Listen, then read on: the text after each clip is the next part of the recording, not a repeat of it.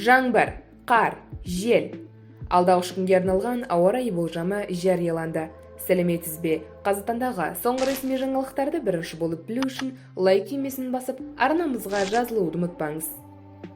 Алдағы күндері Қазақстан аумағының басым бөлігінде кезекті атлантикалық циклон мен жауын-шашынды.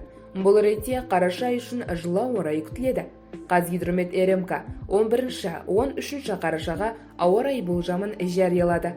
Синоптиктердің мәліметінше, алдағы күндері Қазақстан аумағының басым бөлігінде кезекті атлантикалық циклон мен жауын-шашынды. Бұл ретте қараша ай үшін жылы ауа райы күтіледі.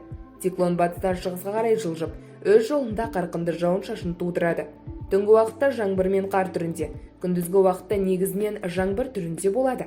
Қатты жаңбыр 11 қарашада солтүстік батыста, 12 қарашада оңтүстікте, 13 қарашада оңтүстік шығыста, қатты жауын-шашын, жаңбыр мен қар түрінде, оңтүстік және оңтүстік шығыстың таулы аймақтарында күтіледі. 12 қарашадан бастап антициклон жотасы батысқа қарай жылжуынан жауын-шашын тоқтайды және күндізгі ауа температурасы 8-18 жылыға дейін жоғарылады деп күтілуде. Республика бойынша жел күшейеді. Түнгі және таңертеңгі уақытта тұман болжанады.